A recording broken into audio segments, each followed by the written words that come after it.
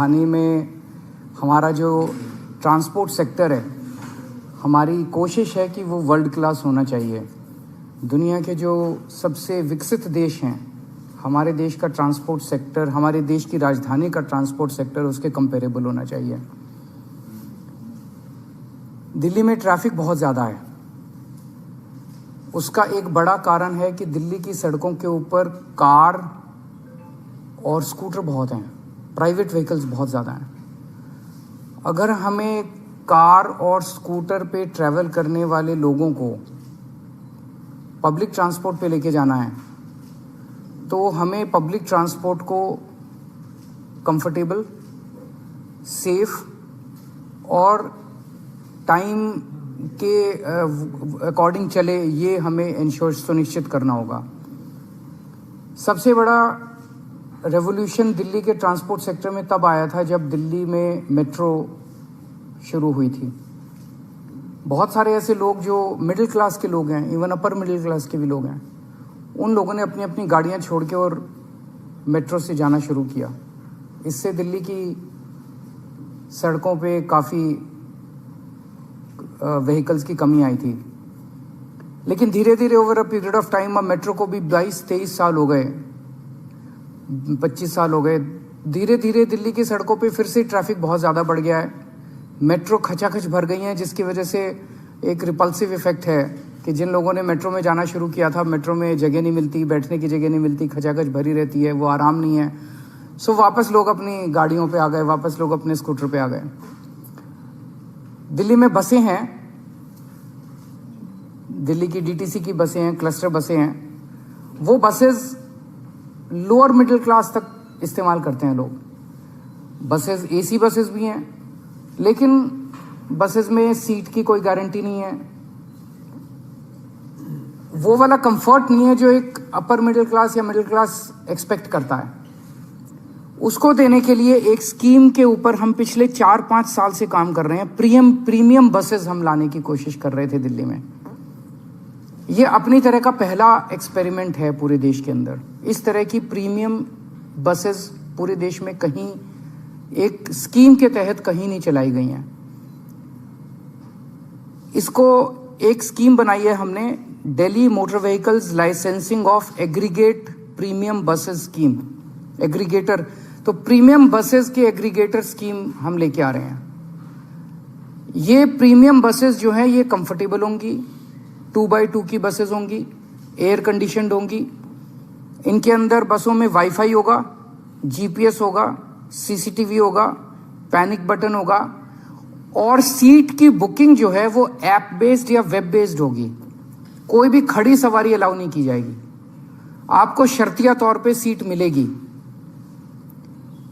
इस किस्म की स्कीम पहली बार लाई जा रही है और इसमें हमारा मकसद पूरा का पूरा ये है, ये टारगेट किया जा रहा है मिडिल क्लास और अपर मिडिल क्लास को, जिनकी पेइंग कैपेसिटी है, जो अपने कंफर्ट के लिए पे कर सकते हैं, रोज अपनी कार लेके जाते हैं, कार का पेट्रोल खर्च करते हैं। लेकिन अगर उनको ऑप्शन मिलेगा कि एक बस है जो कि कंफर्टेबल है, तो हो सकता है, हम उम्मीद करते हैं कि बहुत सारे लोग अपनी कार छोड़ के और बसेस की तरफ शिफ्ट करेंगे। इसमें 3 साल से पुराना व्हीकल अलाउ नहीं किया जाएगा। जो बसेस लेके आएंगे वो 3 साल से पुरानी नहीं होनी चाहिए, सीएनजी होंगी। लेकिन 1 जनवरी 2024 के बाद की जो भी बस खरीदी जाएगी वो इलेक्ट्रिक व्हीकल होनी जरूरी है। इसमें जितनी बसें होंगी, बस की इसमें लाइसेंस दिया जाएगा एक एग्रीगेटर को और वो लाइसेंस फीस उसको देनी होगी। लेकिन जो इलेक्ट्रिक बसेस लेके आएगा उसकी कोई लाइसेंस फीस नहीं होगी। This is just to encourage that more and more people should come with electric buses. कोई भी बस जो है उसमें कम से कम 12 सीटें होनी चाहिए, 2x2 की कम से कम 12 हों, उससे ज़्यादा कितनी भी हो सकती हैं। एक एग्रीगेटर कम से कम 50 बसेस लाइसेंस मिलने के बाद, लाइसेंस अप्लाई करेगा, लाइसेंस मिलेगा, लाइसेंस मिलने के 90 दिन के अंदर उसको कम से कम 50 बसेस ऑपरेट और मेंटेन करनी होंगी।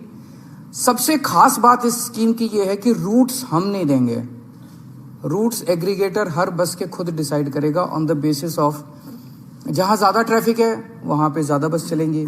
तो ऑब्वियसली जहाँ वहाँ ज़्यादा बस चलेंगी तो वो ट्रैफिक ईज होने में मदद मिलेगी।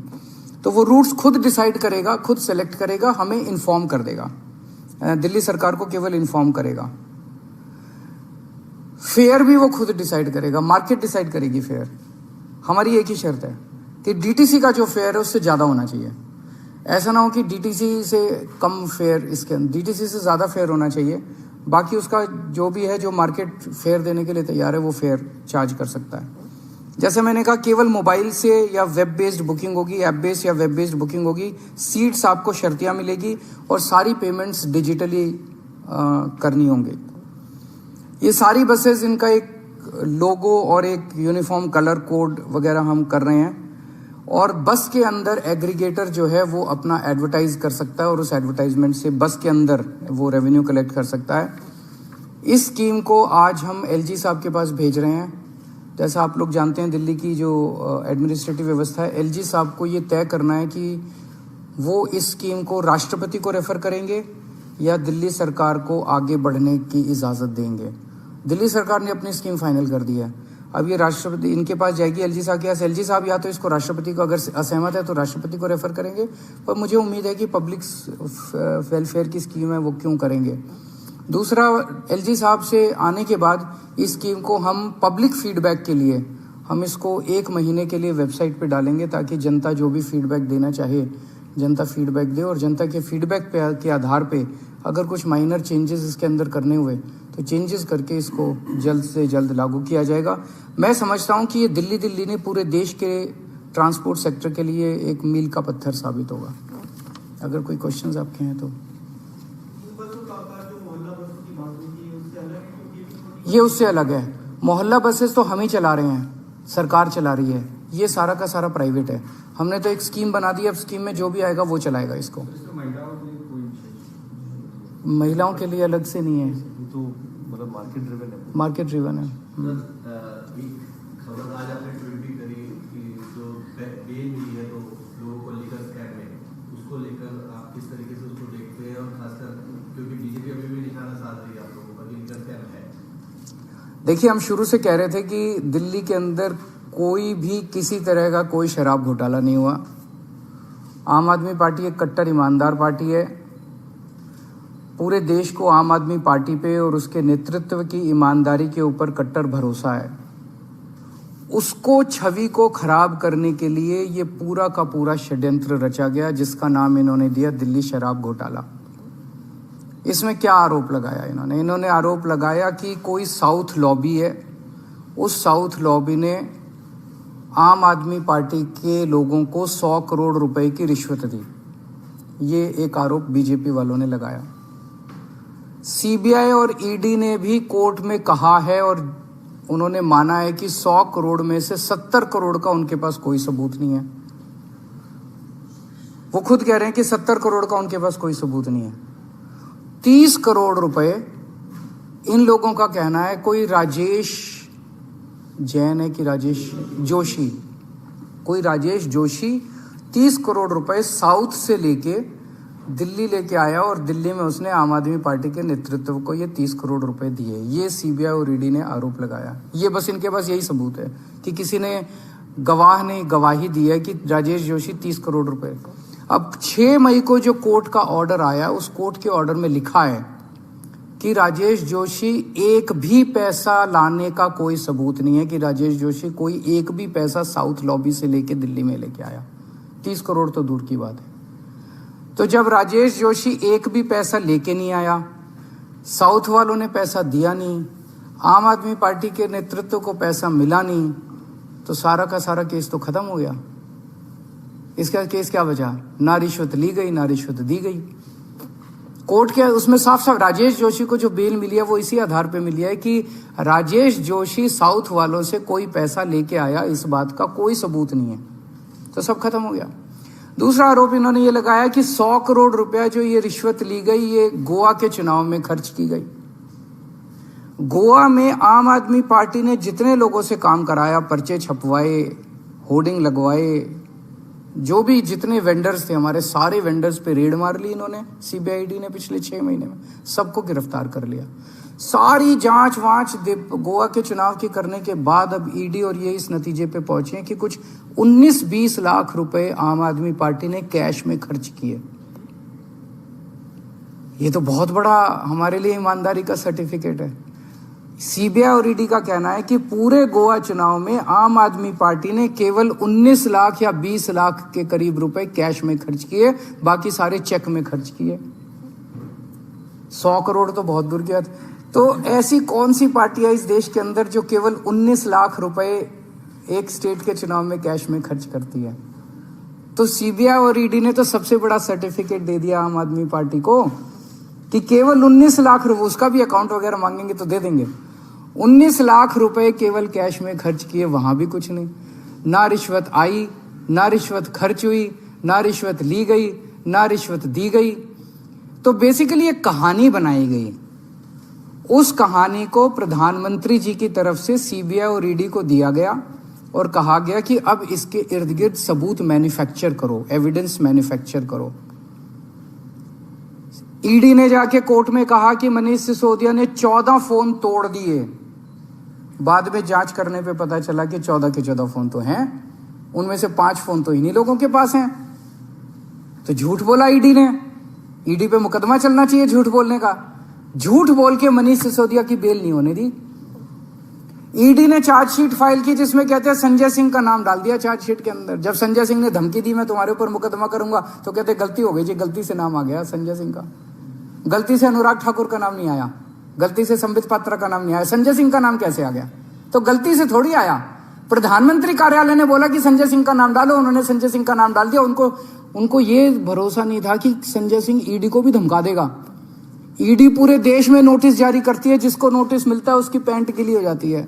संजय सिंह ईडी को नोटिस जारी करते हैं और जब ईडी को नोटिस जारी करते हैं तो ईडी की पैंट गीली हो जाती है। तो ईडी ने कोर्ट में जाके कहा कि संजय सिंह के खिलाफ हमारे पास कोई सबूत नहीं है, संजय सिंह का नाम गलती से आ गया।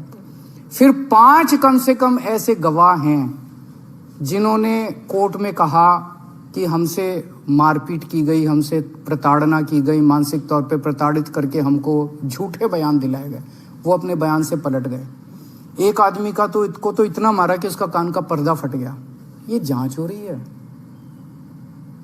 ये चल क्या रहा है? अब ये कोर्ट के आदेश के बाद तो साफ हो गया, ना किसी ने रिश्वत ली, ना किसी ने रिश्वत दी, ना कोई पैसा आया, ना कोई पैसा खर्च हुआ। तो कौन सा शराब घोटाला? पूरा का पूरा राजनीतिक षड्यंत्र है, केवल अरविंद केजरीवाल और आम आदमी पार्टी को बदनाम करने के लिए। सर, बीजेपी भी इस पे प्रेस कॉन्फ्रेंस कर रही है। 2 चीजें वो कह रहे हैं कि ये जजमेंट किसी पर्टिकुलर अभियुक्त के लिए था, पूरा जजमेंट नहीं है। इसके पीछे पूरा जो ब्रेन है मनीष सिसोदिया के, कोर्ट भी कह चुका है, कोर्ट में जो कुछ दलीलें रखी गई थी। दूसरा वो ये कह रहे हैं सर सिसोदिया की केजरीवाल पार्टी ले कर लें, उनका तो मकसद ही है। वो तो अभी कल मैं सत्यपाल मलिक जी का इंटरव्यू सुन रहा था, वो कह रहे थे कि अगले चुनाव के पहले ये केजरीवाल को भी गिरफ्तार करेंगे। कर लें, केजरीवाल बहुत छोटी चीज़ है, पूरा देश देख रहा है। आज जब प्रधानमंत्री मोदी जी की ईमानदारी के ऊपर बहुत बड़े बड़े प्रश्न खड़े होने लग गए हैं, इतने घोटाले, अडानी का ये वो, इतने घोटाले के आरोप उन पे लगने लग गए हैं, तो उनको केजरीवाल आंखों नहीं सुहारा। उनको पूरे देश के अंदर अगर कोई ईमानदारी की बात करता है तो अरविंद केजरीवाल और आम आदमी पार्टी की बात होती है। वो हमारे ऊपर कीचड़ उछाल रहे हैं, रोज कीचड़ उछाल रहे हैं। तो गिरफ्तार करना चाहते हैं, करें। वो धमकी क्यों दे रहे हैं? भारतीय जनता पार्टी कह रही है कि अगला नंबर केजरीवाल का है। इससे तो ये साफ हो जाता है कि ईडी को और सीबीआई को यही चला रहे हैं। वो कैसे कह सकते हैं कि अगला नंबर केजरीवाल का है? सीबीआई ने उनको बताया कि उन्होंने सीबीआई को बताया। सीबीआई को बीजेपी चला रही है, जैसा मैं कह रहा था। ये तो साफ जाहिर है, बीजेपी बता रही है उनको कि अगला नंबर केजरीवाल का है, पकड़ लो अब इसको। और सीबीआई पकड़ लेती है, फिर सबूत इकट्ठे करती है कि केजरीवाल को फंसाने के लिए सबूत कहां से। मणिपुर में अभी 4 बच्चे हमारे दिल्ली के फंसे हुए हैं और उनसे मैंने अभी थोड़ी देर पहले बात की और उनको लाने का हम इंतजाम कर रहे हैं। फ्लाइट टिकट्स का अरेंज कर रहे हैं, वो उनको पहुंचा देंगे। आज शायद कोई फ़्लाइट अवेलेबल नहीं है, कल फ़्लाइट अवेलेबल है, तो कल उन बच्चों को ले आएंगे। बच्चे सेफ़ हैं अभी अपने हॉस्टल में।